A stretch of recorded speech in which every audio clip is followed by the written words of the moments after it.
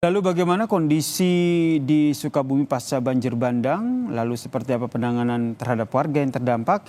Kita tanyakan kepada Kepala Posar di Sukabumi, Jawa Barat, ada Pak Suryo Adianto. Selamat malam Pak Suryo. Selamat malam. Pak Suryo, ini informasinya Anda fokus di Kecamatan Pelabuhan Ratu begitu ya. Penanganan ataupun kondisi di sana seperti apa saat ini? Oke, untuk Basarnas Sukabumi, kami fokus di wilayah ibu kota Sukabumi yaitu di Pelabuhan Ratu. Pada hari ini Pelabuhan Ratu beberapa titik mengalami banjir yang diakibatkan dari luapan sungai-sungai yang ada.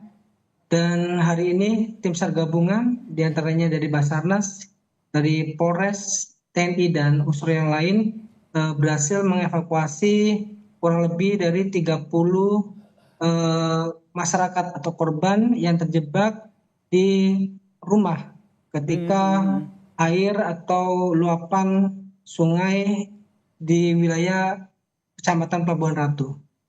oke, Dan untuk jumlah korban yang yang berhasil kita evakuasi itu langsung kita evakuasi ke tempat yang aman.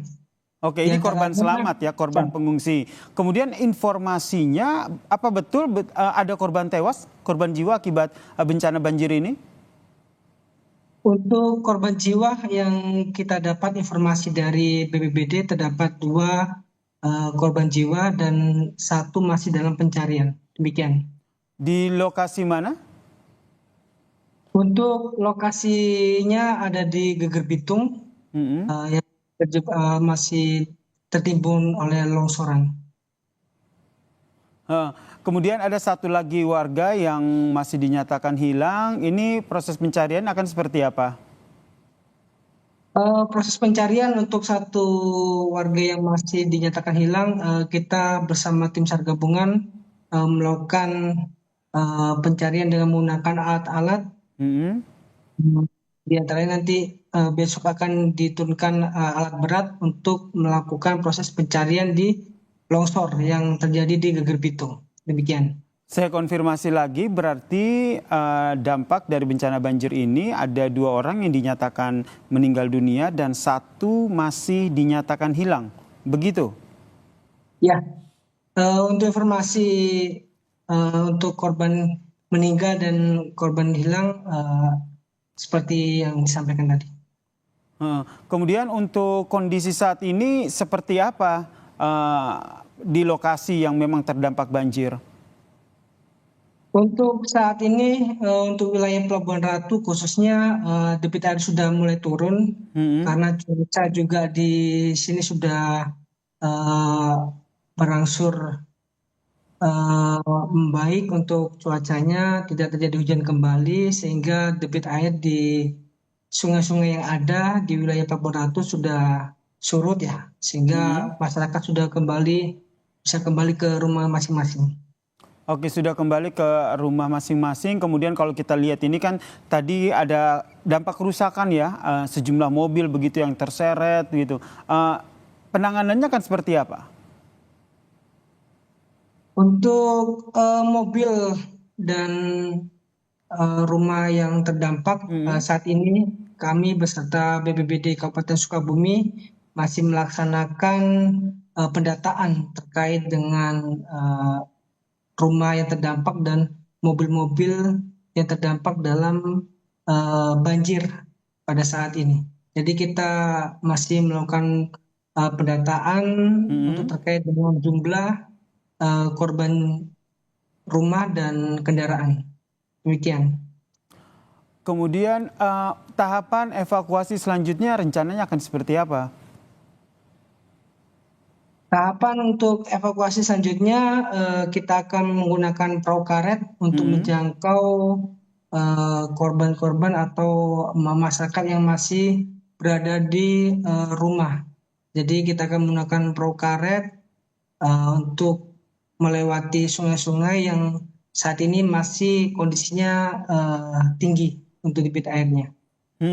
Kemudian ada pendataan ataupun inventaris terkait dengan sejumlah sarana yang rusak, terutama terkait dengan akses jalan begitu. Karena kalau kita lihat ini kan sejumlah sebari visual yang kami tayangkan ini kan ada jadi kerusakan yang terjadi di wilayah Pelabuhan Ratu.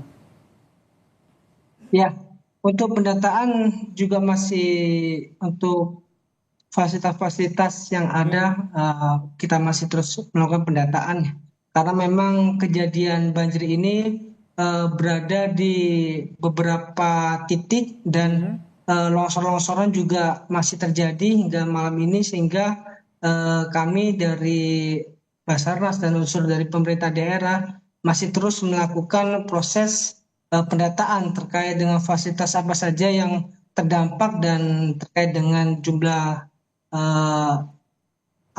rumah-rumah yang terdampak dari banjir tersebut.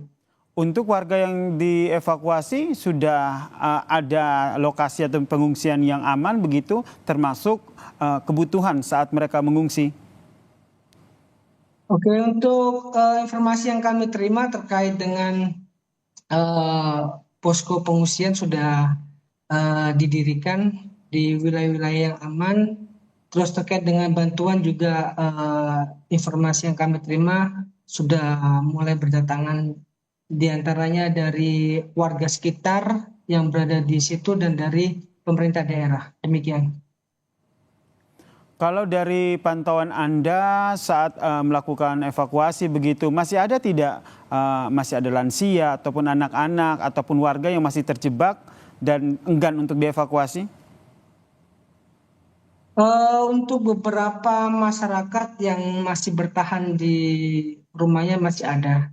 Tapi untuk jumlahnya kita masih dalam pendataan karena memang sulitnya jalur komunikasi di daerah-daerah tertentu yang hingga saat ini masih belum bisa kita komunikasikan terkait di wilayah tersebut.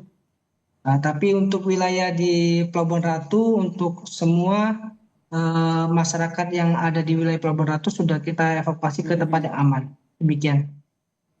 Terakhir Pak, curah hujan di sana kondisi cuacanya akan seperti apa dan koordinasi dengan BMKG terkait dengan prediksi cuaca bagaimana?